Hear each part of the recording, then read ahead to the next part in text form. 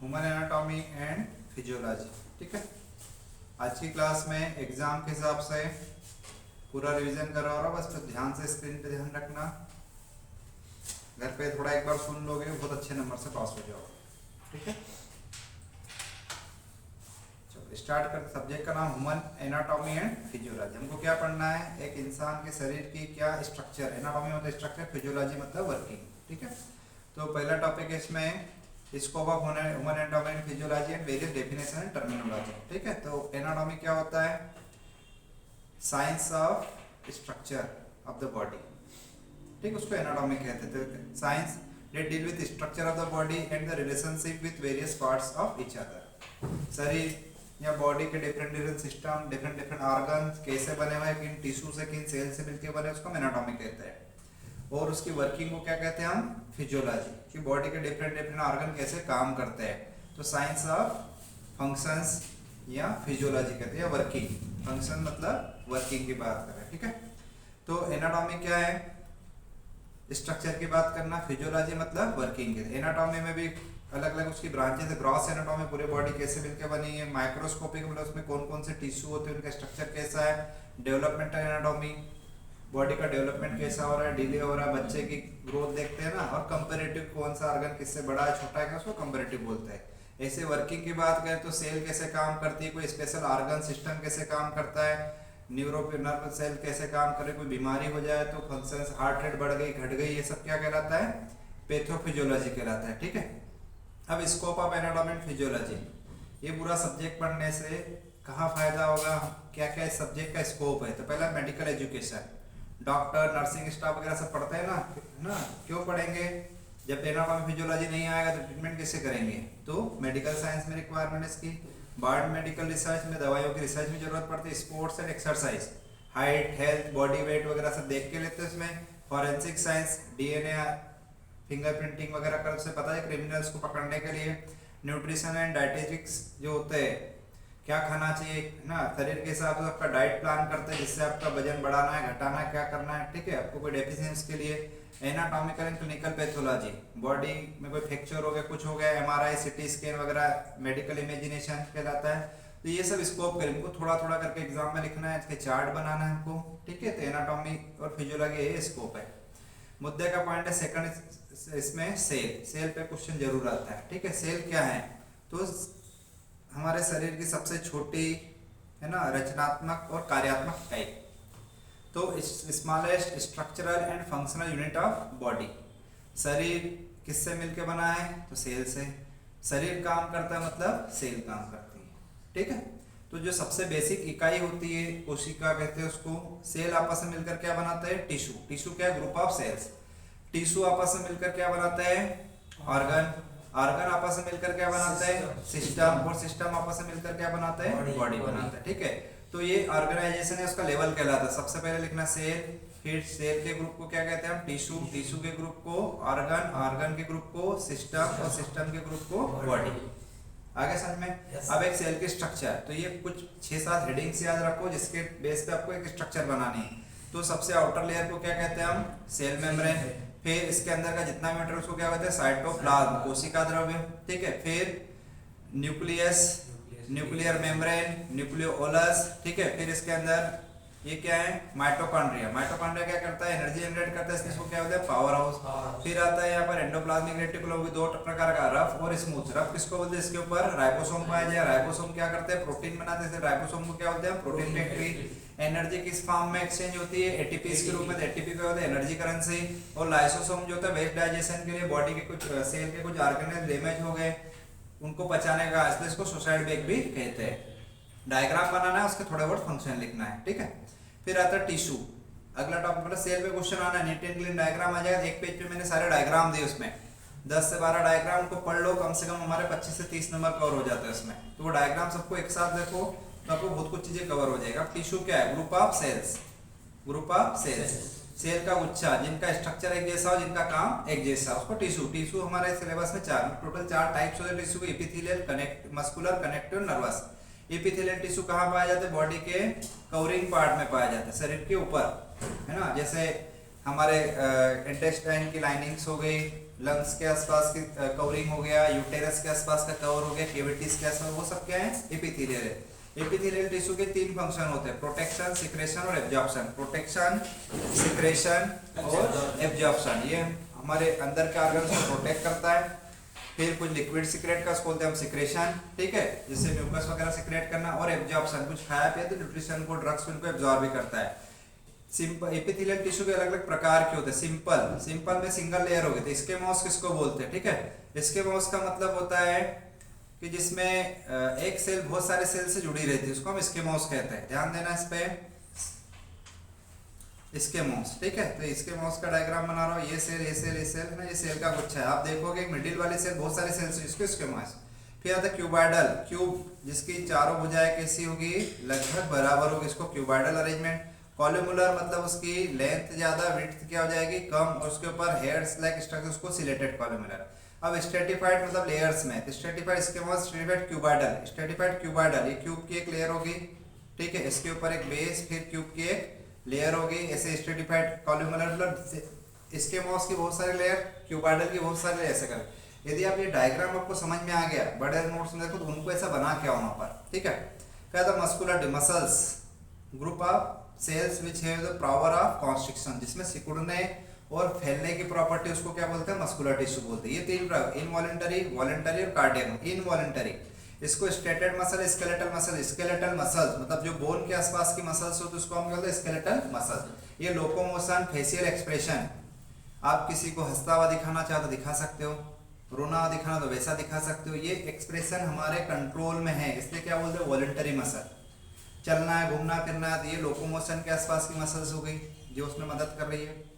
दूसरा इनवॉलेंट, जो हमारे कंट्रोल में नहीं है, जैसे हमारे जीआईटी की मसल्स हो गई, ये अपने हिसाब से सिकुड़ती फैलती है, ठीक है। यूटेरस की मसल्स हो गई, रिप्रोडक्टिव सिस्टम की मसल्स हो गई, ये सब क्या है?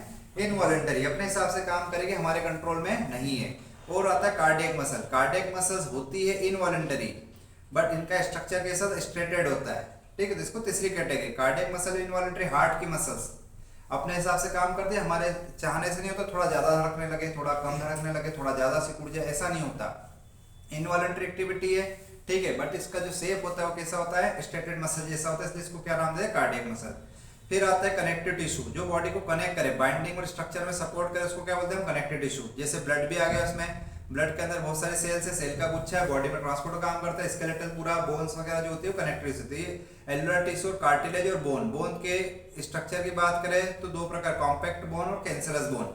एक बोन का स्ट्रक्चर आगे और पढ़ेंगे हम, ये बोन का स्ट्रक्चर हो गया, ठीक है। तो ये जो इसका पार्ट है ये कहलाता है क्या? कैंसरस बोन, स्पॉन्जी बोन, जो सॉफ्ट होता है। मिडिल वाला क्या होता है? कॉम्पैक्ट बोन कहलाता है। इसके अंदर फिर bone marrow, red bone marrow, yellow bone marrow. Bone marrow के अंदर क्या बनती है? ब्लड सेल्स बनती थी, बोन का स्ट्रक्चर।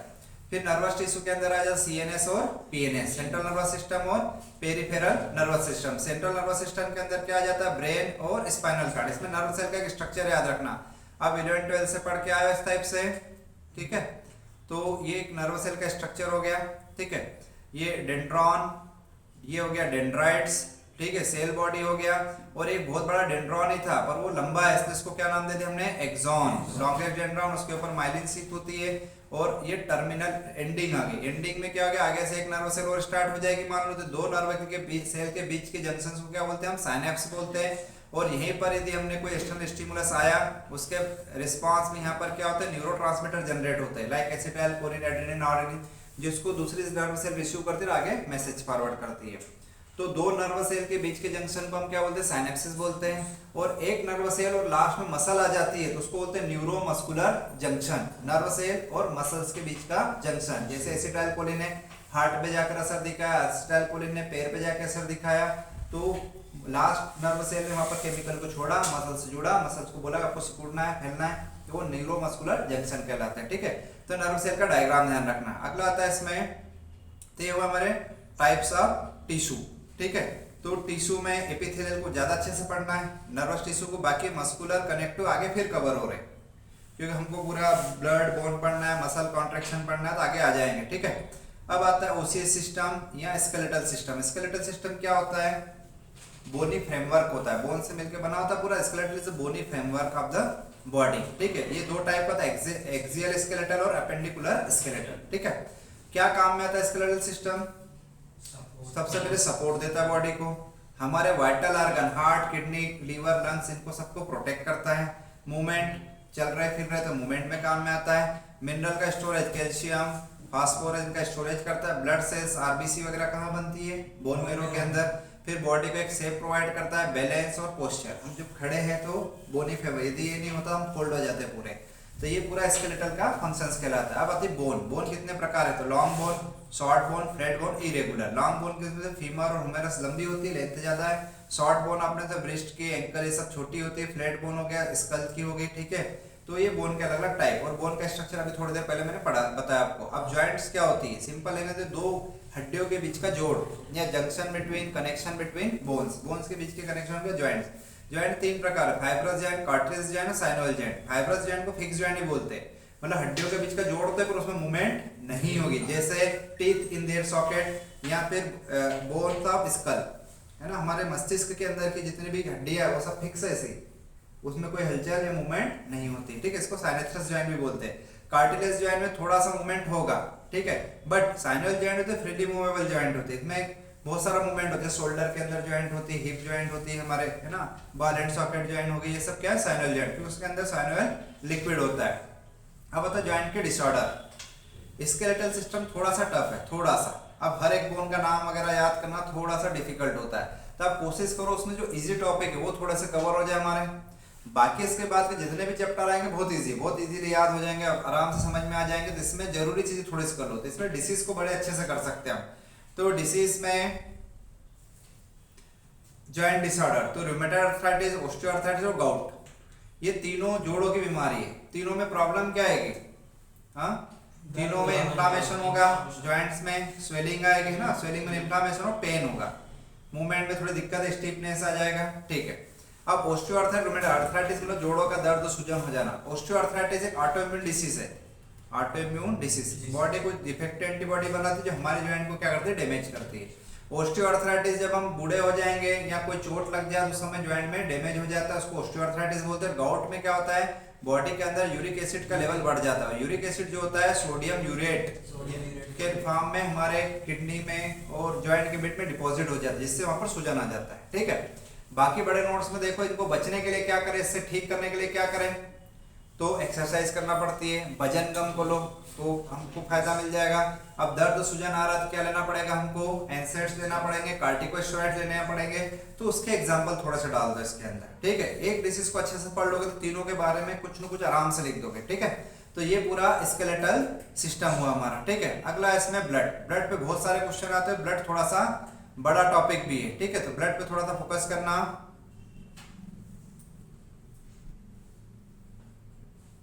हेमोपोएटिक सिस्टम भी इसको बोलते हैं। बहुत सारे टॉपिक है। फिर मैंने बोला सिलेबस में जो टॉपिक आपको बोल्ड दिख रहे हैं उसको थोड़ा अच्छे से पढ़ना है, ठीक है, क्योंकि ये एग्जाम के पॉइंट ऑफ व्यू से ज्यादा इंपॉर्टेंट है। तो ब्लड क्या है? कनेक्टिव टिश्यू है। किसी भी ऑर्गन की सिस्टम की डेफिनेशन लिखना है तो डेफिनेशन के अंदर क्या आना चाहिए? उसके कुछ प्रॉपर्टीज, कुछ कैरेक्टर आ जाना चाहिए। तो ब्लड के बारे में थोड़ा रेड कर दो। Blood is defined as connective tissue. कैसे कलर का होता है? रेड कलर का। 7.4 pH, 6 लीटर के आसपास का वॉल्यूम होता है। कंपोजिशन, ब्लड के अंदर क्या क्या पाया जाए, उसके घटक क्या है या उसके कॉन्स्टिट्यूएंट्स क्या है? तो प्लाज्मा और सेल। सेल्स को अलग कर लो तो बचा पार्ट क्या कहलाता है? प्लाज्मा कहलाता है। प्लाज्मा में सबसे ज्यादा क्या होता है? पानी। पानी के अंदर अलावा क्या होता है? प्रोटीन। प्रोटीन में कौन से? अल्ब्यूमिन, ग्लोब्यूलिन, है ना, और इम्यूनोग्लोबुलिन बोल दो, और फाइब्रिनोजेन। अल्ब्यूमिन क्या करता है? ब्लड का ऑस्मोटिक प्रेशर बनाता है। इम्यूनोग्लोबुलिन क्या करते हैं? इम्यूनिटी को बढ़ाते हैं, बीमारी से बचाव। फाइब्रिनोजेन क्या करता है? ब्लड की क्लोटिंग है। साल्ट में क्या क्या होता है? सोडियम, पोटेशियम, कैल्शियम, ये सब होते हैं। न्यूट्रिशन में glucose, amino acid, fatty acids हो गए। वेस्ट में यूरिया, यूरिक एसिड, ये सब नाइट्रोजनस वेस्ट भी होंगे। और गैसेस में O2, CO2, नाइट्रोजन जैसे गैसेस होती है। ये जो हेडिंग्स बोली, इन हेडिंग्स के अंदर थोड़ा थोड़ा लिखना है हमको। इसके आता है सेल्स, आरबीसी, डब्ल्यूबीसी। आरबीसी को एरिथ्रोसाइट या red blood corpus, red blood cells बोलते हैं। 4.5 से 5.5 मिलियंस पर क्यूबिक एमएम इसका काउंट। रेड कलर की होती है क्योंकि इसके अंदर हीमोग्लोबिन पाया जाता है। हीमोग्लोबिन मेल के अंदर कितना होता है? 14 to 16%, ठीक है। फीमेल के अंदर कितना होता है? 12 to 40% नॉर्मल काउंट। आरबीसी का मेन काम होता है O2 CO2 का ट्रांसपोर्टेशन करना, ठीक है। और आरबीसी का जो लाइफ स्पैन होता है वो 120 डेज होता है। आगे बड़े नोट्स में मिल जाए। डब्ल्यूबीसी आरबीसी से साइज में थोड़ी सी बड़ी होती है। डब्ल्यूबीसी का मेन काम होता है इम्यूनोलॉजिकल रिस्पांस, हमको बीमारियों से बचाती है। फेगोसाइटोसिस दूसरा काम, इसके अंदर हिपेरिन पाया जाता है। हिपेरिन जो होता है ब्लड को पतला रखता है, अंदर के अंदर क्लोटिंग होने नहीं देता, ठीक है।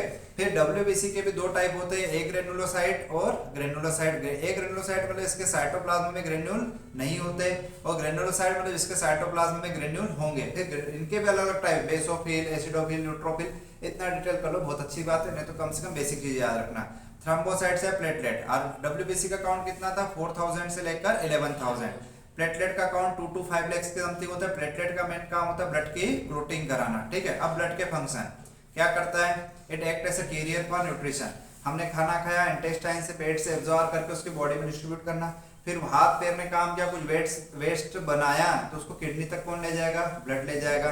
फिर पिट्यूटरी ग्लैंड ने यहाँ से हार्मोन छोड़ दे, थायराइड ने हार्मोन छोड़ दे, इसको पूरी बॉडी में कौन ले जाएगा, ब्लड ले जाएगा। फिर ऑक्सीजन को लंग से उठाकर पैर तक कौन ले गया, पैर से CO2 उठा के लंग्स तक कौन लाया, ब्लड लाया। फिर प्रोटेक्शन, ब्लड के अंदर बहुत सारे इम्यूनोग्लोबुलिन, WBC हमको बीमारियों से बचा रहे हैं। बॉडी का टेम्परेचर रेगुलेट करना, और कोई चोट लग जाएगी खुद की प्रोटीन भी करना, ये ब्लड के फंक्शंस है। इन हेडिंग्स को लिखकर कहां से किधर क्या ले जा रहा है उसको थोड़ा सा एक्सप्लेन करना है हमको। Mechanism of blood clotting, blood का थक्का कैसे जमता है, ठीक है। तो ब्लड का थक्का जमने की प्रोसेस होती है, सबसे पहले ना क्या होता है उसमें जब कोई चोट लगेगी तो क्या होगा, प्लेटलेट्स टूटेगी, ठीक है। तो क्या निकलेगा, थ्रोम्बोप्लास्टिन निकलेगा ना। एक फ्लो चार्ट से समझाते तो और थोड़ा अच्छे समझ में आ जाएगा आपको।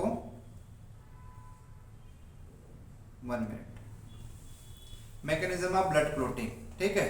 तो break down of thrombocytes, thrombocytes याद रखो, इसी को प्लेटलेट्स भी कहते हैं, पर थ्रोम्बोसाइट जल्दी याद रहेगा।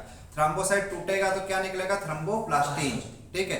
थ्रोम्बोप्लास्टिन क्या करे, इनएक्टिव प्रोथ्रोम्बिन को किसमें कन्वर्ट कर देगा, थ्रोम्बिन में। थ्रोम्बिन क्या, फाइब्रिनोजेन को फाइब्रिन में। फाइब्रिन क्या कर देगा, क्लोट बना। क्लोट है क्या, समझना। यहाँ मान लो चोट लगी, ब्लीडिंग हो रही है, तो सबसे पहले प्लेटलेट से क्या निकला, थ्रोम्बोप्लास्टिन। हमने फाइब्रिनोजेन से प्रोथ्रोम्बिन से थ्रोम्बिन बनाया, फाइब्रिनोजेन से फाइब्रिन। फाइब्रिन क्या, फाइब्रिन फाइब्रस रेशेदार प्रोटीन है, ये क्या करेगा, यहाँ पे एक नेट लाइक स्ट्रक्चर बना देगा, रेशेदार। अब ब्लड की सेल्स धीरे धीरे इसके अंदर क्या होगी, इधर होना शुरू हो जाएगी, और धीरे धीरे फिर यहाँ ब्लीडिंग बंद हो जाएगी, तो ये बन जाएगा क्लोट। तो क्लोट क्या है, फाइब्रिन और ब्लड सेल्स का गुच्छा है। ये सब फ्लो चार्ट बनाना है। फिर क्लोटिंग फैक्टर लिख दो, फाइब्रिनोजेन, प्रोथ्रोम्बिन, थ्रोम्बोप्लास्टिन, ये सब कैल्शियम, ये सब क्लोटिंग फैक्टर है। विटामिन के डायरेक्ट असर तो नहीं करता, पर ये प्रोथ्रोम्बिन सिंथेसिस को बढ़ाता है, तो विटामिन के भी क्लोटिंग फैक्टर हो जाएगा, ठीक है। क्लोटिंग टाइम 2 to 8 मिनट्स होता है, तो थोड़ा डिफाइन कर दो, फ्लो चार्ट बना दो, ठीक है। ये कहलाता है ब्लड की क्लोटिंग। फिर आता है डिसऑर्डर ऑफ ब्लड्स, ब्लड्स की कौन कौन सी बीमारियां होती है। तो पहला आता है एनीमिया। एनीमिया मतलब हीमोग्लोबिन का कम हो जाना। नॉर्मल हीमोग्लोबिन कितना होता है, मेल के अंदर 14 to 16%, फीमेल के अंदर 12 to 14%। इससे कम हो गया तो कम, उसको बोलते हैं एनीमिया। एनीमिया क्या होता है, आयरन की कमी के कारण, विटामिन की कमी के कारण एनीमिया हो जाता है। अब इसको याद रखने के लिए ऐसा समझो कि ये बनता कहाँ है, आरबीसी। हीमोग्लोबिन कहाँ बन रहा है, बोन मेरो के अंदर। क्या बन रहा है, बोन मेरो। ये बोन मेरो है, इस बोन मेरो के अंदर आप इधर से आयरन डालते जाओ, यहाँ विटामिन B12 और B9 इसको चला रहे हैं, तो इधर से हीमोग्लोबिन या आरबीसी बन के निकलेगी। अब इसमें आप कहाँ कहाँ गड़बड़ करोगे तो एनीमिया हो जाएगा। आयरन नहीं डाला तो हीमोग्लोबिन कम होगा, उसको बोलते हैं आयरन डेफिशिएंसी एनीमिया। तो आयरन की कमी है, इसको माइक्रोसाइटिक मतलब आरबीसी का साइज छोटा हो जाता है।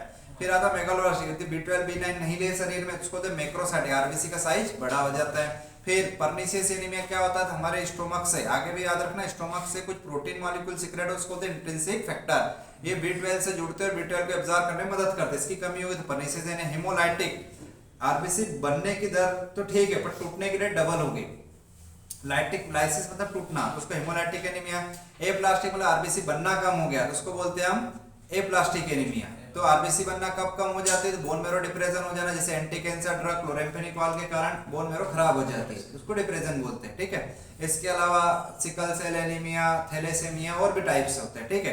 क्या प्रॉब्लम आएगी एनीमिया में, थकावट महसूस होगी, कमजोरी हो जाएगी, स्किन का कलर चेंज हो जाएगा, शॉर्टनेस ऑफ ब्रीथ, थोड़ा सा चलेंगे थक जाएंगे, ये एनीमिया के सिम्टम। फिर इसको ठीक करने के लिए क्या खाते हैं, ferrous sulphate, ferrous square, ferrous बिमरेट, विटामिन B12 B9 वगैरह खाया जाता है। पॉलीसाइथिया मतलब आरबीसी का बढ़ जाना। ल्यूकेमिया मतलब ब्लड कैंसर बहुत ज्यादा WBC का बढ़ जाना, ल्यूकेमिया कहलाता है। रेडिएशन के कारण हो सकता है, एक्सरे वगैरह इनके अंडर में हो सकता है, कुछ केमिकल्स के कारण हो जाएगा ये, ठीक है। तो ये इसके रीजन लिख देना। हीमोफिलिया मतलब ब्लड का थक्का नहीं जमना। थ्रोम्बोसिस मतलब अंदर के अंदर ब्लड का क्या हो जाना, क्लॉट हो जाना।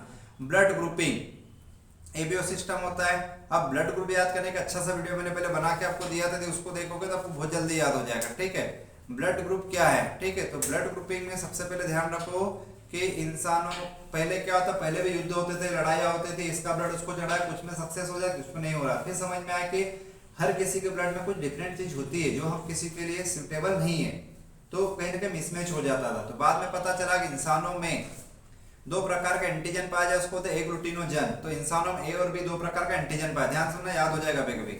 और दो प्रकार की एंटीबॉडी होती है, स्मॉल ए और स्मॉल बी। सब में नहीं, इंसानों में बोल रहा हूँ मैं, हर किसी में नहीं होती। तो ब्लड ग्रुप को हमेशा हम स्मॉल लेटर में नहीं लिखते, ए पॉजिटिव ऐसा नहीं लिखते। कैसा लिखते हैं, ए पॉजिटिव बी कैपिटल लेटर। तो ब्लड ग्रुप 4 ए बी और ओ को अभी जीरो समझो तो जल्दी याद हो जाएगा। ठीक है, अब जिसका ब्लड ग्रुप है उसके अंदर एंटीजन कौन सा होगा, ए, बी में बी, ए बी के अंदर दोनों, और ओ मतलब जीरो, मतलब उसके अंदर एंटीजन है नहीं। अब एंटीबॉडी जस्ट उल्टा होगा, यदि सेम एंटीजन सेम एंटीबॉडी से मिल जाए उस प्रोसेस को बोलते हैं हम एग्लूटिनेशन। एग्लूटिनेशन मतलब हेमोलाइसिस, आरबीसी डैमेज होना शुरू हो जाती है, तो सेम नहीं होता किसी के अंदर। ठीक है, तो ब्लड ग्रुप ए तो एंटीबॉडी क्या हो गया, बी, बी है तो ए बी तो कुछ नहीं तो सब कुछ। याद हो गया सबको। तो एंटीजन याद करने का सिंपल सा तरीका, जो ब्लड ग्रुप है वह एंटीजन है, एंटीबॉडी जस्ट उसका अपोजिट है, और वो सबको दे सकता है, ए भी सबसे ले सकता है। अब आता है पॉजिटिव, एक अलग टाइप का एंटीजन होता है, उसको हम रेसेस एंटीजन बोलते हैं। ये किसी में होता है, किसी में नहीं होता। यदि है तो पॉजिटिव, नहीं है तो नेगेटिव। ए पॉजिटिव, ए नेगेटिव, बी पॉजिटिव, बी, ये कहलाता है ब्लड ग्रुपिंग। ठीक है, ये चार्ट बना के फिर समझाओ इसको। ए किसको बोलते हैं, जिसके अंदर एंटीजन ए पाया जाता है, एंटीबॉडी बी पाई जाती है। पॉजिटिव क्या होगा, यदि आरएच फैक्टर है तो ए पॉजिटिव, नहीं है तो ए नेगेटिव। ऐसे इसको और आगे थोड़ा सा अच्छे से लिखो। ठीक है, ये कहलाता है ब्लड ग्रुपिंग। अगला आता है लिम्फ। क्या है लिम्फ, किसको बोलते हैं, लिम्फ मतलब लसिका बोलते हैं इसको। तो हमारी बॉडी में जैसे ब्लड की पाइपलाइन है, ऐसे ही लिम्फ की पाइपलाइन भी होती है हमारे शरीर में। ठीक है, उसको बोलते हैं लिम्फेटिक सिस्टम। लिम्फेटिक सिस्टम एक डिफेंस मैकेनिज्म का काम, जैसे ब्लड बह रहा है, ब्लड के आसपास एक और पाइपलाइन है, उसको हमने लिम्फ बोल दिया। तो ब्लड में से और इंटेस्टाइन के अंदर लिम्फेटिक वेसल बहुत सारे, वहां से फिल्टर होकर क्या बनता है, लिम्फ बनता है, एक लिक्विड होता है। तो लिम्फ क्या है, एक लिक्विड है जिसमें सबसे ज्यादा क्या होता है, वाटर का सॉलिड, डब्ल्यूबीसी बहुत ज्यादा, protein molecule, fragment of damage tissue, cells and microbes, plus सबसे ज्यादा पानी, डब्ल्यूबीसी, प्रोटीन, ये होते हैं जो हमारी इम्यूनिटी को बढ़ाते हैं। ये क्या कर रहा है, ऐसे समझ लो, यहाँ बैक्टीरिया ब्लड में घूम रहा है, इसको खींचकर यहाँ ले गए, यहाँ अलग से मारेंगे। तो लिम्फ क्या करती है, हमको बीमारियों से बचाती है, माइक्रोब्स को मारने का काम, कैंसर सेल्स को डैमेज करने का काम, ये काम लिम्फ का होता है। तो लिम्फ का कंपोजिशन आपको पता है, लिम्फ नोड। लिम्फ नोड ऐसा किडनी जैसा एक स्ट्रक्चर बना देना, किडनी इतना बड़ा नहीं होता, उसका जैसा स्ट्रक्चर बना देना सा। इसके अंदर क्या हो रहा है, ये लिम्फ अंदर जा रही है, अभी क्या हो रहा है, लिम्फ यहाँ से अंदर जा रही है और यहाँ से बाहर आ रही है। तो जो जा रही है इसमें AFFE, एफरेंट लिम्फेटिक वेसल बोले, आर्टरी नहीं, एफरेंट, और वापस आ रहे उसको क्या बोलते हैं, इफरेंट लिम्फेटिक वेसल बोलते हैं, EFFE। जब लिम्फ अंदर गई, बैक्टीरिया वगैरह गए और बाद में बाहर निकली, तो बाहर निकले उसमें WBC का लेवल बढ़ गया, मतलब ये लिम्फोसाइट्स बढ़ाने का काम करता है लिम्फ नोड। लिम्फ को फिल्टर करता है, माइक्रोब्स को डैमेज करता है। तो ये लिम्फ नोड के फंक्शंस है। लिम्फ नोड या लिम्फ ग्लैंड बोलते हैं, phagocytosis of microbes, synthesis of lymphocyte, degrade bacteria, microbes, cancer cell, filtration of lymph, ये लिम्फ नोड के फंक्शंस होते हैं। अगला आता है इसमें एनाटॉमी ऑफ हार्ट। ठीक है, अब ये लिम्फ वाला टॉपिक जो है ना थोड़ा सा छोटा है, अब आपको डिसाइड करना है किसको ज्यादा पढ़ना है, किससे ज्यादा क्वेश्चन आएंगे। तो कोई टॉपिक टफ लगे उसको ज्यादा पढ़ो, कम से कम इतना पढ़ लो कि एग्जाम में कहने के हमारा काम हो जाए। ठीक है, हार्ट पे बहुत ज्यादा क्वेश्चन आता है। कार्डियोवास्कुलर सिस्टम, हार्ट और ब्लड वेसल से मिलकर बने हुए सिस्टम को क्या बोलते हैं हम, कार्डियोवास्कुलर सिस्टम कहते हैं। ठीक है, तो सबसे पहले क्या पढ़ना पड़ेगा हमको, एनाटॉमी भी पढ़ना पड़ेगा, फिजियो, एग्जाम में या तो एनाटॉमी आएगी या तो फिजियोलॉजी आएगी, जो भी आएगा हम दोनों लिख देंगे। ठीक है, तो एनाटॉमी ऑफ हार्ट, तो सबसे पहले बात करें हार्ट का स्ट्रक्चर कैसा होता है, तो थोड़ा सा कोशिश करें ब्लॉक डायग्राम बना, बिल्कुल एप्पल जैसा नहीं बना, एप्पल जैसा नहीं होता पर बिल्कुल सही बनना मुश्किल है, तो थोड़ी सी कोशिश करें कि ठीक ठाक बन जाए हमसे। ठीक है, मेन एग्जाम में नॉमेनक्लेचर के नंबर होते हैं, कौन से पार्ट को क्या कहते हैं। हार्ट के अंदर 4 चेंबर होते हैं। ठीक है, ऐसा पहले समझ लो। ऊपर वालों को क्या बोलते हैं, एट्रियम या ऑरिकल बोलते हैं। तो राइट एट्रियम, राइट ना, ये हो गया लेफ्ट एट्रियम, और ये राइट एट्रियम हो गया, सॉरी लेफ्ट एट्रियम और राइट एट्रियम। ठीक है, एक मिनट, कंफ्यूज हो जाओगे यहाँ पे, नहीं तो लेफ्ट एट्रियम राइट एट्रियम, ऊपर वाले एट्रियम, नीचे वाले वेंट्रिकल, ठीक है। तो राइट वेंट्रिकल, लेफ्ट वेंट्रिकल, तो 4 वर्ड याद हुए। अब इधर गंदा ब्लड होता है पूरा, कहाँ से? डीऑक्सीजनेटेड ब्लड, कहाँ से? सुपेरियर वेना कवा, नीचे से लेके बड़ी वाली वेन, उसको नाम देते हैं इंफीरियर वेना कवा। ये गंदा ब्लड लेके यहाँ से गंदा ब्लड यहाँ जाएगा, यहाँ से ये चले जाएगा लंग्स को, कौन ले जाएगा? पल्मोनरी आर्टरी ले जाएगी, यहाँ पर है ना। सारी आर्टरी इसके अंदर ऑक्सीजनेटेड ब्लड बहता है, पल्मोनरी आर्टरी में डीऑक्सीजनेटेड। फिर तो एक लेफ्ट मिलेगा, एक राइट मिलेगा, तो right pulmonary artery, left pulmonary artery. अब उधर से अच्छा ब्लड कौन लेके आता है? Pulmonary vein. तो 2 उधर से आते हैं, 2 इधर से, 4 याद रखना। ये पल्मोनरी वेन लेफ्ट से और राइट से। फिर ये नीचे वेंट्रिकल में, और यहाँ से निकलती है अरोटा। अरोटा में कुछ कैरोटिड आर्टरी जो सर में ऊपर ले जा रही है, फिर कुछ ये अरोटा वापस घूम के नीचे आएगी, ठीक है। और यही से एक निकलती है कोरोनरी आर्टरी जो हार्ट को भी ब्लड सप्लाई करती है, ठीक है। तो ये हार्ट का डायग्राम। फिर कुछ वाल्व होते हैं, aortic valve, tricuspid valve, mitral valve वगैरह, 2-3 वाल्व के नाम लिखो। ये डायग्राम हुआ। अब इसके अंदर थोड़ा समझा हार्ट की वाल्व। ये हार्ट है, इसके 3 लेयर होती है, ऐसा समझ लो। तो पहले वाले है ना, सबसे बाहरी वाले ईपी, कल समझाया था ना मैंने, एपिकार्डियम, मिडिल वाले को मायो, अंदर वाले को एंडो। कार्डियम मतलब हार्ट की, तो 3 लेयर होती है। 4 चेंबर के नाम अच्छे से लिखो अलग अलग लाइन में, right atrium, left atrium, right ventricle, left ventricle. फिर हार्ट के वाल, तो एट्रियो वेंट्रिकुलर वाल, एट्रियो वेंट्रिकुलर वाल कहाँ होंगे? एट्रियम और वेंट्रिकल के बीच में होंगे, जो यूनिडायरेक्शनल ब्लड फ्लो करेंगे, ब्लड को रिटर्न जाने नहीं देंगे। तो ये ट्राइकस्पिड और मिट्रल वाल हो गया। फिर एरोटिक वाल, जो एरोटा के अंदर ब्लड को जाएगा पर रिटर्न ब्लड को आने से रोकेगा। और पल्मोनरी वाल जो लंग्स के आसपास खुलते हैं, पल्मोनरी वाल हो गए, ठीक है। फिर आता है फिजियोलॉजी, ये तो हो गई इसकी एनाटॉमी, थोड़ा इसको समझाना है आपको, डायग्राम बनाना है। फिजियोलॉजी, हार्ट कैसे काम करता है? तो हम बोलते हैं हार्ट धक धक करता है, ऐसा नहीं। हार्ट को कैसे याद रखना है? पहले ऊपर वाले चेंबर सिकुड़ते हैं, फिर नीचे वाले सिकुड़ते हैं, फिर हार्ट थोड़ी देर के लिए क्या करता है? रेस्ट करता है। Atrium systole, ventricular systole, complete cardiac diastole. इसी पूरे साइकिल को, तीनों स्टेप्स को एक साथ बोलते हैं कार्डियक साइकिल या फिजियोलॉजी ऑफ हार्ट बोलते हैं, ठीक है। तो एक साइकिल पूरा होने में 0.8 सेकंड लगता है। एक बार में हार्ट 70 ml, ये वेंट्रिकल जो होता है 70 ml ब्लड पंप करता है, और 1 मिनट में 5 लीटर ब्लड पंप करेगा, ठीक है। क्योंकि 72 हम जनरली जानते हैं, 72 × 70 ml = 4950, मतलब 5 लीटर के आसपास ब्लड हो जाता है। ये उसका थोड़ा सा डिस्क्रिप्शन लिखना आपको डेफिनेशन में, ठीक है। अब एट्रियल सिस्टोल क्या होता है? ऐसे नोड से इंपल्स जनरेट होती है, ठीक है। तो यहाँ इंपल्स जनरेट हुई तो पूरे एट्रियम कॉन्ट्रैक्ट होंगे, साइमल्टेनियस कॉन्स्ट्रिक्शन ऑफ एट्रियम। अब थोड़ा सा यदि आपको पूरा डायग्राम मालूम है, कहां से ब्लड किधर आया, बड़े नोट से आपको बहुत अच्छे समझ में आएगा। तो यहाँ लिखो आपके जो राइट एट्रियम है वो किसके थ्रू भरा? सुपेरियर वेना के और इंफीरियर वेना के। लेफ्ट वाला किससे भरा? पल्मोनरी आर्टरी वेन के थ्रू भरा। फिर दोनों एट्रियम सिकुड़ेंगे तो ब्लड कहाँ जाएगा? वेंट्रिकल में जाएगा, तो नीचे जाएगा, ऐसा लिखना है। तो left atrium empty in left ventricle, right atrium empty in left ventricle, ठीक है, राइट वेंट्रिकल। फिर उसके बाद आपको वेंट्रिकल, फिर एवी नोड पे करंट आया समझो, तो दोनों नीचे के वेंट्रिकल एक साइमल्टेनियस साथ साथ में सिकुड़ते हैं, तो ब्लड कहाँ जाएगा भाई? ये राइट साइड वाला कहाँ चले जाएगा? ये लंग्स को चले जाएगा। लेफ्ट साइड वाला एरोटा के थ्रू पूरी बॉडी में चले जाएगा, ये लिखना है। फिर थोड़ी देर के लिए हार्ट क्या करता है? रिलैक्स होता है। रिलैक्स होना डायसिस्टोल, और सिकुड़ जाना कॉन्स्ट्रिक्शन होना क्या? सिस्टोल। सिस्टोल मतलब सिकुड़ना, डायसिस्टोल मतलब डायलेट होना, रिलैक्स होना, ठीक है। तो 0.1, 0.3, 0.4 तो कितना हो गया? 0.8, ठीक। अब आता है टाइप्स ऑफ सर्कुलेशन। हार्ट कितने प्रकार का सर्कुलेशन करता है? 3 प्रकार का, पल्मोनरी, सिस्टेमिक, कोरोनरी। पल्मोनरी मतलब लंग्स के साथ, पल्मो मतलब जब भी वर्ड है क्या लिखोगे आप?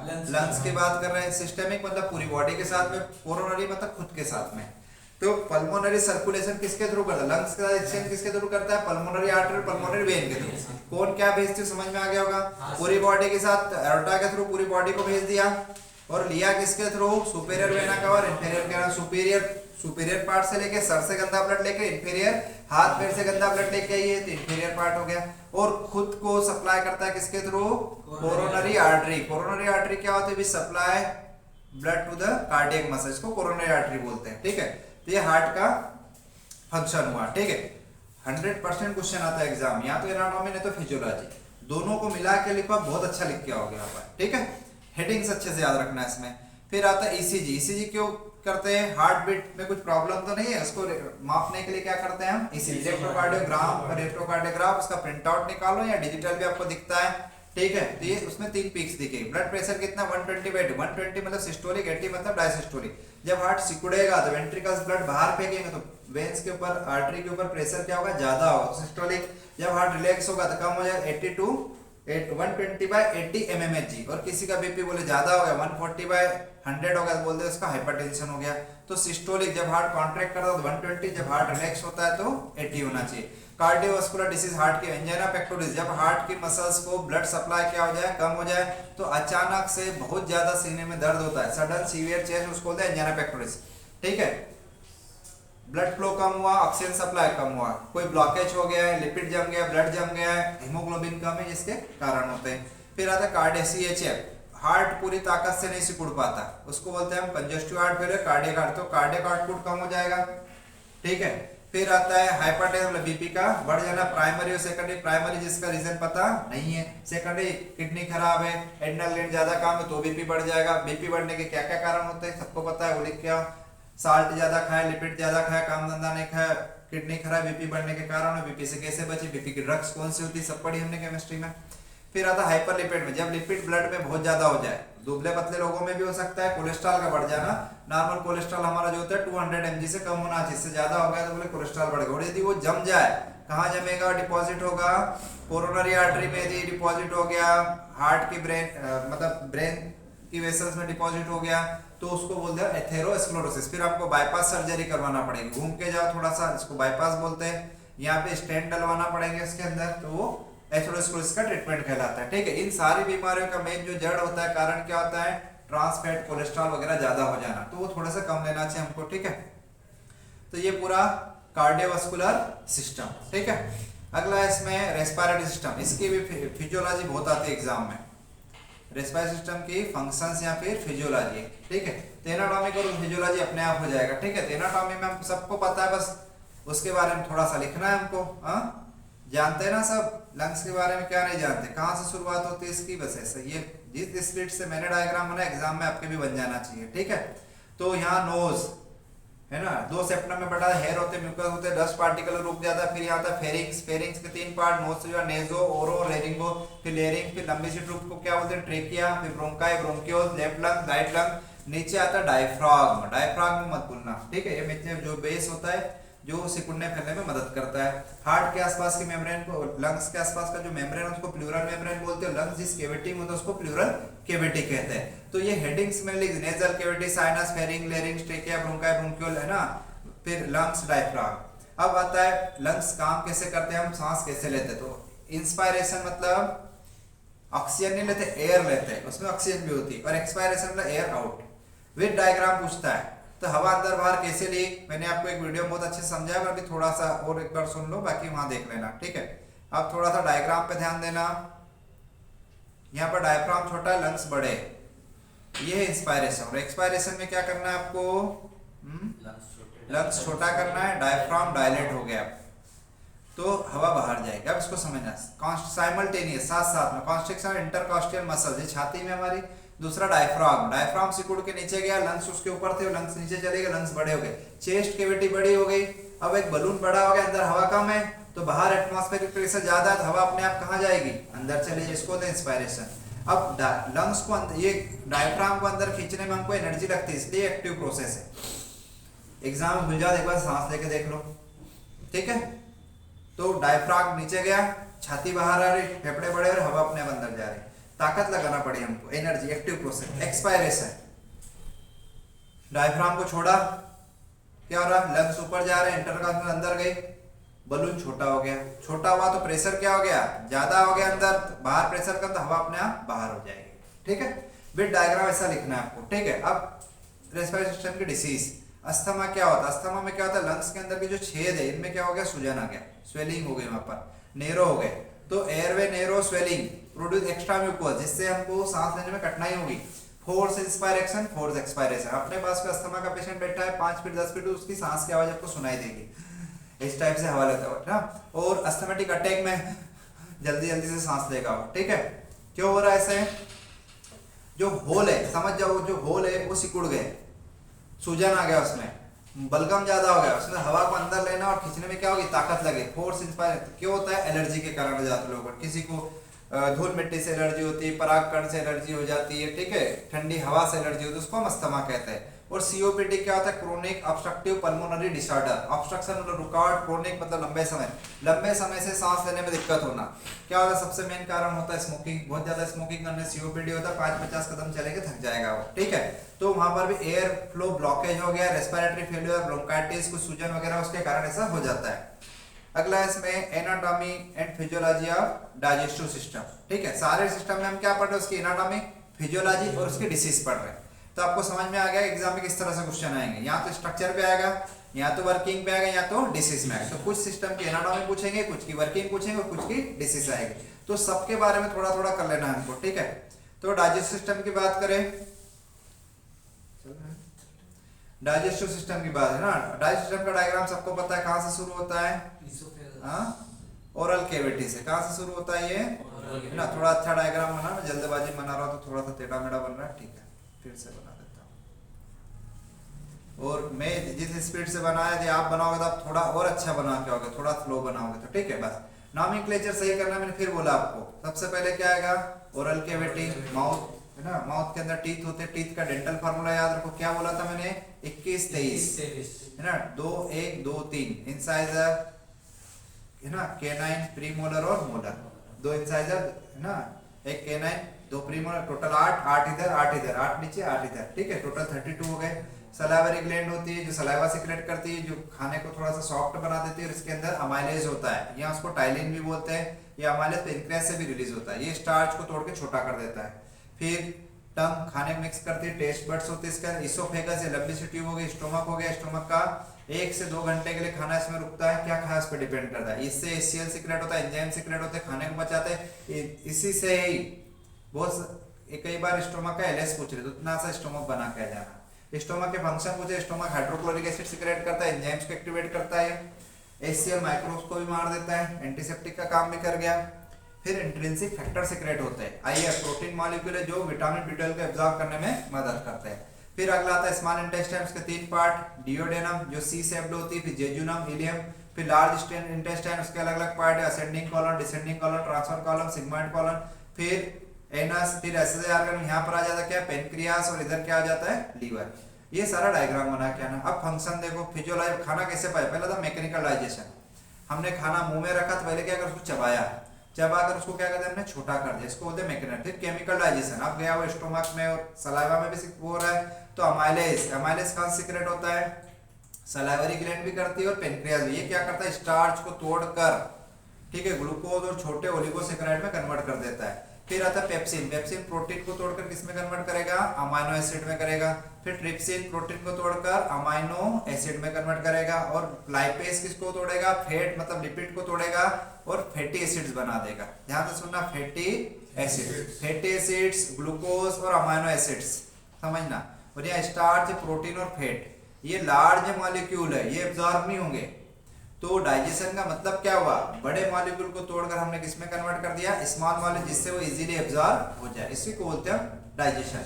फिर आया जो अब छोटे हो गए थे, छोटी चीजें एब्जॉर्ब हो जाएगी कहाँ से, मैक्सिमम इंटेस्टाइन से, और कुछ चीजें स्टोमक से, यहाँ से भी एब्जॉर्ब, तो इंटेस्टाइन से। तो digest food substance pass blood and lymph capillaries. Then जो अनडाइजेस्टेड है, जो एब्जॉर्ब नहीं हुआ, बॉडी से क्या हो जाएगा, एलिमिनेट हो जाएगा। तो ये फिजियोलॉजी ऑफ डाइजेशन कहलाती है। आपको कुछ और भी एंजाइम याद कर सकते, 5-6 एंजाइम के नाम याद रखना है, मैकेनिकल, केमिकल, एब्जॉर्प्शन, एलिमिनेशन। अब आता है लीवर के फंक्शन। लीवर क्या करता है, अलग से 4-4 नंबर क्वेश्चन आ जाए। लीवर बॉडी की सबसे बड़ी ग्लैंड है, 1.4 kg के आसपास का वजन होता है, सबसे बड़ी ग्लैंड है इंटरनल, ठीक है। क्या करता है, कार्बोहाइड्रेट मेटा, हम जब ग्लूकोज लिया, हमारी बॉडी में ग्लूकोज गया, ग्लूकोज जब ज्यादा है तो लीवर क्या कर देगा, ग्लूकोज से ग्लाइकोजन बना के स्टोर कर लेगा। जब खाना नहीं खाएंगे तो ग्लाइकोजन से वापस ग्लूकोज बन जाएगा। ये कहलाता है मेटाबॉलिज्म, बनना और टूटना। तो ग्लूकोज से ग्लाइकोजन, ग्लाइकोजन से glucose in the presence of insulin. Lipid में कोलेस्ट्रॉल बनाता है, बाइल जूस बनाता है, ये लिपिड मेटाबॉलिज्म है। प्रोटीन मेटाबॉलिज्म, एल्ब्यूमिन, ग्लोबुलिन, ये सब कहाँ बनते हैं, फाइब्रोनोजन लीवर में बन रहे हैं, ठीक है। प्रोथ्राम्बिन, डिटॉक्सिफाइड ड्रग, ड्रग्स को तोड़कर बॉडी से बाहर निकालना, बिलिरुबिन बनाना, विटामिन मिनरल का स्टोरेज करना, विटामिन डी को स्टोर है ना एक्टिवेट करना, और अमोनिया बनाना, अमोनिया से यूरिया बनाना। अमोनिया एक वेस्ट प्रोडक्ट है, अमीनो एसिड प्रोटीन जब टूटता है अमोनिया बनता है, अमोनिया टॉक्सिक होता है, उससे यूरिया बना दे।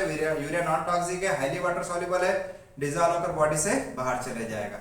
अब आती है पेट से रिलेटेड बीमारियां, डाइजेस्टिव सिस्टम से, PUD, peptic ulcer disease. Peptic ulcer disease का मतलब होता है पेट और हाथ में छाले हो जाना। तो पेट में छाले हो गए स्टोमक में, उसको बोलते हैं हम गैस्ट्रिक अल्सर। छोटी आंत में छाले हो गए उसको डियोड्रेनल अल्सर, बड़ी आंत में छाले हो गए उसको अल्सरेटिव कोलाइटिस कहते हैं। किस कारण से होते हैं छाले? तो कोई इन्फेक्शन हो गया तो हो जाएगा, दर्द बुखार सूजन की दवा एनसेट्स के कारण छाले हो जाते हैं, ज्यादा स्ट्रेस में रहो, ज्यादा स्पाइसी फूड, बहुत ज्यादा स्मोकिंग, बहुत ज्यादा अल्कोहल, ये सब क्या करते हैं? छाले करते हैं पेट में, ठीक है। ज्यादा दिन बने रहेंगे तो फिर कैंसर भी हो सकता है, खास करके बड़ी आंत में छाले हो गए तो। फिर आता है ब्रेन।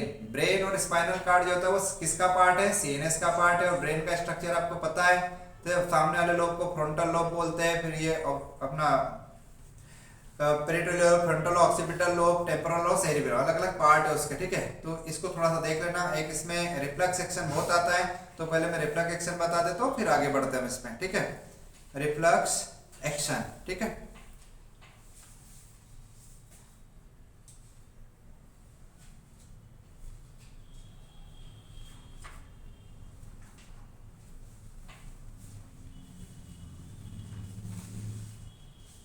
रिफ्लेक्स एक्शन क्या होता है?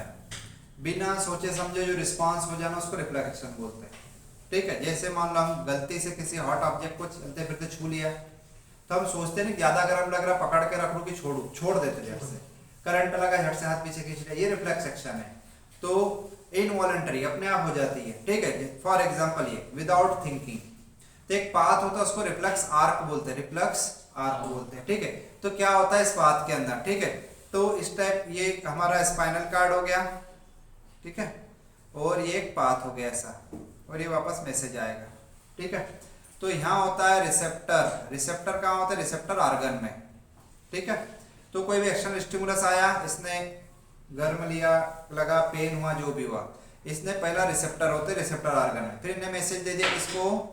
सेंसरी न्यूरॉन को। सेंसरी न्यूरॉन कहाँ ले गए? ये स्पाइनल कार्ड के यहाँ होते spinal relay neuron, association nerve, ठीक है। ये मैसेज को फॉरवर्ड कर देती है किसको? मोटर नर्व को। और मोटर नर्व किसको दे देती है? इफेक्टर ऑर्गन को। इफेक्टर ऑर्गन जो कि एक्शन ले लेगा कि मेरे को ऐसा रिस्पांस देना है। ये पूरा पाथ ऐसा बना के आना, बड़े नोट्स के अंदर प्रॉपर उसका डायग्राम दे रखा है, वैसा डायग्राम पूरा बना देना, ठीक है। तो ये रिफ्लेक्स आर्क कहलाता, पूरे पाथ को बोलते हैं, और इस टाइप के एक्शन को रिफ्लेक्स एक्शन बोलते हैं। कई बार ये 8 नंबर का क्वेश्चन एग्जाम में आता है, ठीक है। तो रिसेप्टर कहाँ होता है? रिसेप्टर ऑर्गन में, सेंसरी ऑर्गन में। फिर सेंसरी न्यूरॉन ने क्या किया? नर्व को आगे फॉरवर्ड किया, फिर रीडल न्यूरॉन्स को ट्रांसफर कर दिया किसको? मोटर न्यूरॉन को। मोटर न्यूरॉन ने आगे फॉरवर्ड किया इफेक्टर ऑर्गन में। इफेक्टर ऑर्गन ने वहां पर कुछ केमिकल सीक्रेट करके जो भी करके रिस्पॉन्स दे दिया। इस पूरे प्रोसेस को क्या बोलते हैं हम? रिफ्लेक्स एक्शन कहते हैं। फिर स्किन, स्किन है ना, ईयर और आई, ये सब क्या है? टंग, नोज, ये सब सेंसरी ऑर्गन है। तो कोई एक या दो सेंसरी ऑर्गन एग्जाम में जरूर आता है। सबसे पहले बात करें स्किन की। स्किन क्या है? आउटर कवरिंग लेयर का स्किन कहते हैं। स्किन का स्ट्रक्चर अब 11-12 से पढ़ते आ रहे हो, ठीक है। एपिडर्मिस है ना, हाइपोडर्मिस, एंडोडर्मिस, ठीक है। फिर एपिडर्मिस के अंदर अलग अलग लेयर हो गई, ठीक है। और इसमें हेयर्स होते हैं, ठीक है। ये हेयर सॉफ्ट हो गया, ये हेयर रूट हो गया, सीबेसियस ग्लैंड हो गया, ठीक है। फिर sweat gland, sweat gland, sweat duct और पोर हो गया। फिर कुछ कैपिलरीज होती है जो ब्लड सप्लाई कर नीचे आ जाता है, एडिपोस टिश्यू। ये स्किन का स्ट्रक्चर। फिर आते हैं हम स्किन के फंक्शन। प्रोटेक्शन, हमको प्रोटेक्ट कर रही है। रेगुलेशन ऑफ बॉडी टेम्परेचर, पसीना निकाल के टेम्परेचर मेंटेन करती है। Formation of vitamin D, sunlight के प्रेजेंस में स्किन विटामिन डी बनाती है, ठीक है। और सेंसेशन, छूते हैं, कुछ पेन हुआ तो सेंस महसूस करती है क्योंकि उसमें नर्व एंडिंग्स होती है। एब्जॉर्प्शन, कुछ लगाओगे तो केमिकल्स को एब्जॉर्ब करके अंदर एक्सक्रीशन, पसीना, सीबम वगैरह एक्सक्रीट करती है। फिजियोलॉजी ऑफ हियरिंग, तो सबसे पहले कान का स्ट्रक्चर, ये भी आपने मैं थोड़ा सा ऐसे बना के बस जस्ट आपको रिवीजन हो जाए क्योंकि अच्छा बनाने में थोड़ा सा टाइम लगता है।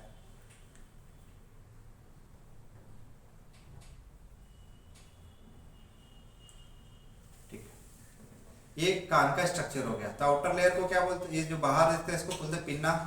ये हो गया ऑडिटरी कैनाल, ये हो गया टिम्पेनिक मेम्ब्रेन, ये ईयर ड्रम, यहाँ पर कुछ बोन्स होती है, मेलियस इंकस वगैरह, इसको बोलते हैं कॉक्लिया, ठीक। और यहाँ होती है ऑडिटरी नर्व, ठीक है। अब फिजियोलॉजी ऑफ हियरिंग, सुनने की क्या प्रोसेस? सुनने की और देखने की प्रोसेस का एक सिंपल सा फंडा बता रहा हूँ।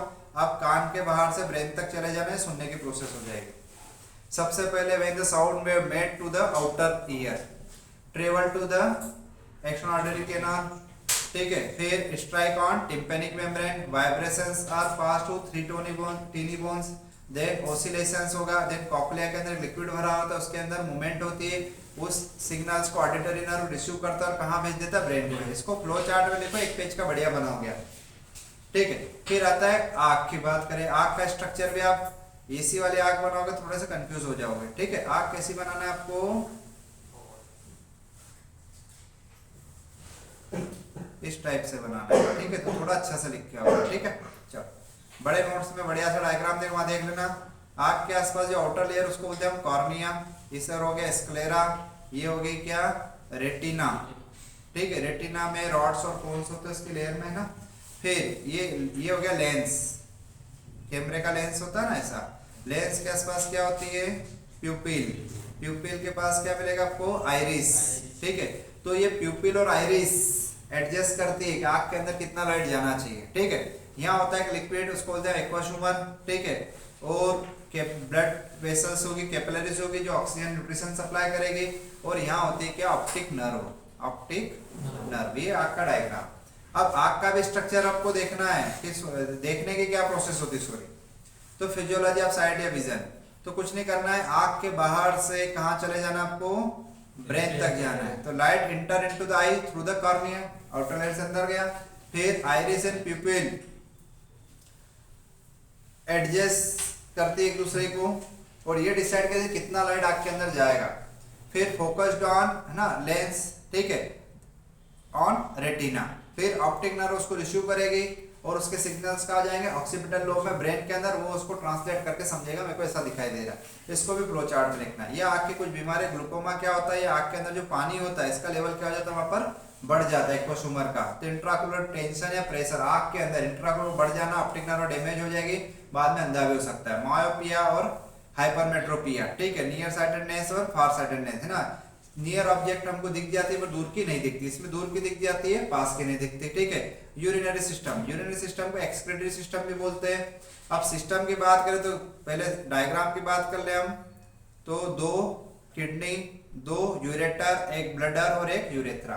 किडनी के ऊपर क्या होता है, एड्रेनल ग्लैंड होती है। किडनी के 2 पार्ट होते हैं, बाहर वाले को बोलते हैं कॉर्टेक्स, अंदर वाले को क्या बोलते हैं, मेडुला। तो 2 किडनी, राइट लेफ्ट, 2 यूरेटर, एक ब्लडर और एक यूरेथ्रा। डायग्राम बना दिया, यहाँ पर रीनल आर्टरी, रीनल वेन बना दी, ठीक है। अब किडनी के अंदर बहुत सारे छोटे छोटे क्या पाए जाते हैं, नेफ्रॉन पाए जाते हैं, तो उसको फंक्शन यूनिट ऑफ किडनी भी बोलते हैं। तो एक नेफ्रॉन का स्ट्रक्चर बना देना आपको, ठीक है। नेफ्रॉन का स्ट्रक्चर में ऊपर बना लो, वहां से आपको यूरिन बनने की प्रोसेस भी समझ में आ जाएगी। तो यूरिन ट्रैक्ट को रीनल सिस्टम भी कहते हैं। 2 किडनी होती है, यूरेटर, ब्लडर होता है। इसका मेन काम क्या होता है, वेस्ट को बॉडी से बाहर निकालना, ब्लड का वॉल्यूम मेंटेन करना, बीपी मेंटेन करना, इलेक्ट्रोलाइट का बैलेंस मेंटेन करना, ब्लड का पीएच मेंटेन करना। इनको सबको अलग अलग लाइन में लिखो एग्जाम, ये यूरिनरी सिस्टम के डायग्राम और उसके फंक्शन। अब फिजियोलॉजी ऑफ यूरिन फॉर्मेशन कई बार एग्जाम में आता है। Physiology of urine formation, urine बनता कैसे है। तो यूरिन कैसे बनता है, सबसे पहले आपको नेफ्रॉन का डायग्राम याद होना चाहिए, उसके हिसाब से आप प्रॉपर बना के आओगे वहां पर, ठीक है। एक नेफ्रॉन का डायग्राम मैं रफली बना रहा हूँ, आप बुक से बहुत अच्छे से बना के आना उसको। ये नेफ्रॉन का डायग्राम है, ठीक है। ये है एफरेंट आर्टरी, ए अल्फा एफरेंट आर्टरी, अल्फा ए। और ये है इफरेंट आर्टरी।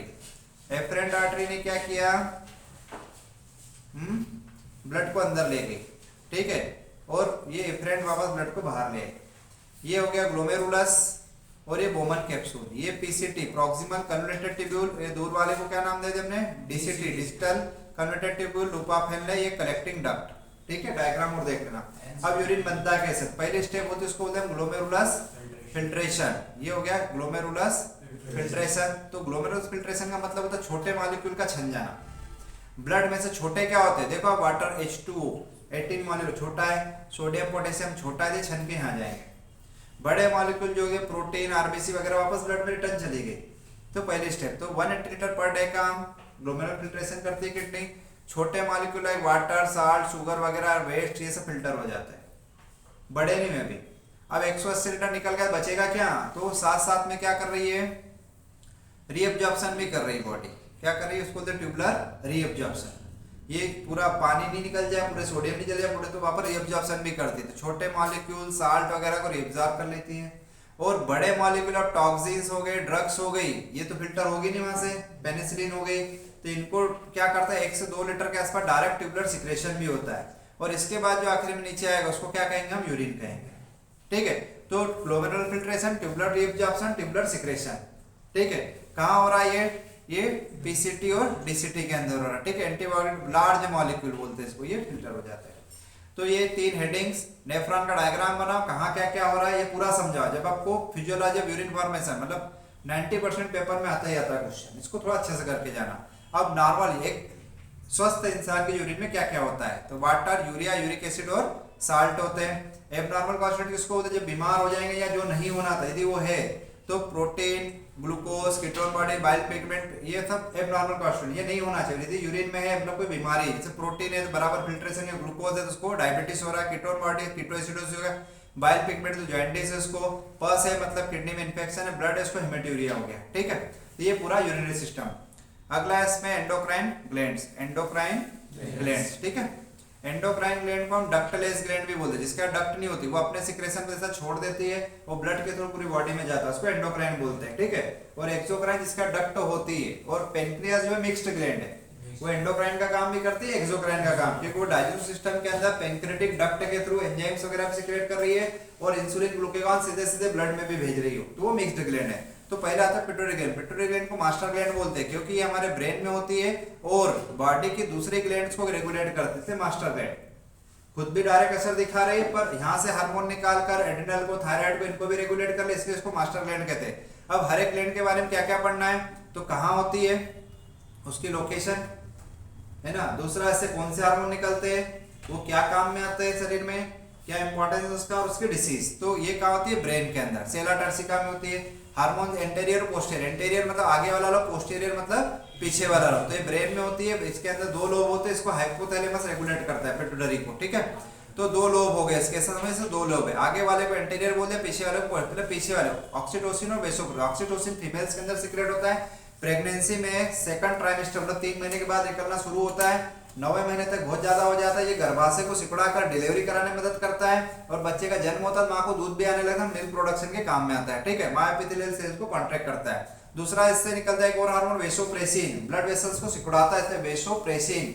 एंटीडायरेटिक हार्मोन भी कहते हैं क्योंकि यूरिन के आउटपुट को कम करता है, सोडियम और पानी को रोकने का काम करता है। 2 पीछे वाले लोग। अब आगे वाले लोग से जीएच बॉडी पे डायरेक्ट असर दिखाता है, ग्रोथ हार्मोन बॉडी के नॉर्मल ग्रोथ को रेगुलेट करता है। ये बाकी के हार्मोन जो ये इनडायरेक्ट एक्शन दिखाता है, जैसे टीएसए थायराइड स्टिमुलेटिंग हार्मोन क्या करेगा, यहाँ से निकलकर थायराइड ग्लैंड पे जाएगा, थायराइड ग्लैंड को बोलेगा आप T4 T3 निकालो। एसीटीएच किसको रेगुलेट करेगा, एड्रेनोकार्टिकोट्रोइड ग्लैंड के हार्मोन्स को रेगुलेट करेगा, आप हार्मोन निकालो। फिर एफएसएच फॉलिकल स्टिमुलेटिंग हार्मोन ओम के मैच्योरेशन को रेगुलेट करता है, एलएच एलटीएच ये सब एस्ट्रोजन प्रोजेस्टेरॉन इन पे काम करते हैं। ठीक है, अब हाइपरपिट्यूटेशन क्या होता है, ग्रोथ हार्मोन ज्यादा हो जाए तो इंसान की हाइट बढ़ जाएगी, ग्रोथ हार्मोन कम उसकी हाइट कम हो जाएगी। थायराइड ग्लैंड कहाँ होती है, गले में होती है हमारे बिहाइंड है ना, नेक।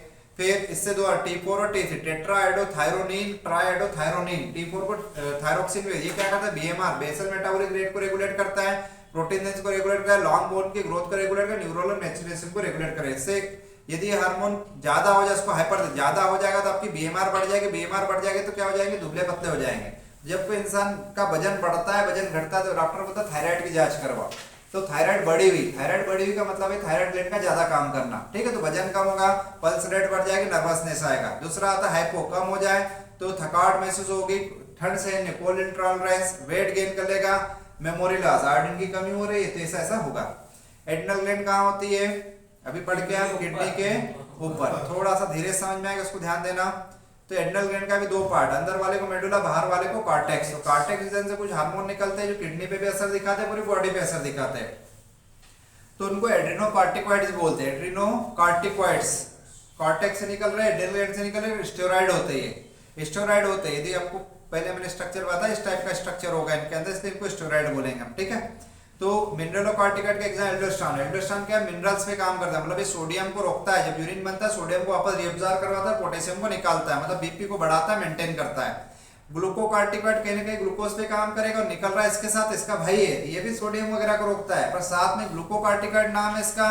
तो ग्लूकोनियोजेनेसिस, शरीर में ग्लूकोज को बनाना, यदि ज्यादा हो जाएंगे तो ग्लूकोज का लेवल बढ़ जाएगा। रिडिस्ट्रीब्यूशन फेट, ये हाथ पैर वगैरह इधर से फेट को हटाकर कहाँ ले जाएगा, फेस पे डिपॉजिट कर देगा, नेक पे डिपॉजिट करेगा। जब इनका लेवल ज्यादा हो उसको मून फेस बोलते हैं, गोल चेहरा हो जाएगा। ठीक है, मोटा मोटा सा दिखेगा, वेट गेन करवा दे। एंटी इंफ्लेमेटरी, इन्फ्लेमेशन कम करना, एलर्जी को कम करना। अब यदि ये हार्मोन ज्यादा हो जाए तो क्या होगा, सीधी सी बात है, सोडियम को रोक लेगा तो बीपी को बढ़ाएगा और वजन बढ़ जाएगा, साथ में फेस पर नेक पे फैट डिपॉजिट होगा तो मून फेस या इसको कजिंग सिंड्रोम भी बोलते हैं। और यदि हार्मोन कम हो गए तो सीधे उल्टा वजन कम हो जाएगा, बीपी कम हो जाएगा। पेनक्रियाज एक मिक्स्ड ग्लैंड है, पेनक्रियाज एक मिक्स्ड ग्लैंड है, ठीक है, क्योंकि ये डाइजेस्टिव सिस्टम के अंदर, इंटेस्टाइन के अंदर भी सिक्रेशन दे रही है। याद आ रहा है आपको, कहाँ होती है, बिहाइंड द स्टोमक, स्टोमक के आसपास होती है, ठीक है, और यहाँ पर भी सिक्रेट करो, डायरेक्ट हार्मोन्स को कहाँ भेज रही है, ब्लड में भेज रही है, तो मिक्स्ड ग्लैंड नाम दे दिया।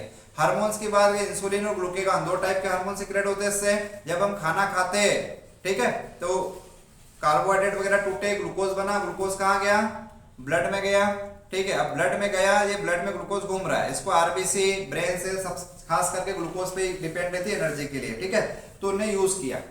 चलो एक्स्ट्रा ग्लूकोज है, उसका क्या होगा, तो ये ग्लूकोज के मोती समझ लो ऐसे घूम रहे हैं, तो ज्यादा हो जाएगा तो प्रॉब्लम है, तो इसको क्या करता है, ग्लूकोज से क्या बना देते हैं, ग्लाइकोजन, ग्लूकोज से ग्लाइकोजन। ग्लाइकोजन क्या है, मतलब ग्लूकोज का पॉलीमर, ये माला बना दी हमने, मतलब किसने बनाया, ध्यान देना, कौन करता है ये हो रहा है इंसुलिन के प्रेजेंस में, ध्यान देना, किसके प्रेजेंस में हो रहा है, इंसुलिन करवा रहा है, क्या करवा रहा है, ग्लूकोज से ग्लाइकोजन बनवा रहा है, किससे बनवा रहा है, लीवर और स्केलेटल मसल से, स्केलेटल मसल से। इंसुलिन नहीं करता, इंसुलिन करवाता है, ठीक है। तो इंसुलिन का काम क्या हो गया, ग्लूकोज से ग्लाइकोजन बनाना। जब ग्लूकोज ज्यादा है, अब खाना नहीं खाया, ग्लूकोज है ही नहीं, तो क्या होगा, ग्लाइकोजन से वापस ग्लूकोज बनेगा, ये कौन करवाएगा, ग्लूकेगॉन करवाएगा। ग्लूकेगॉन अल्फा सेल से निकलता है, बीटा सेल से।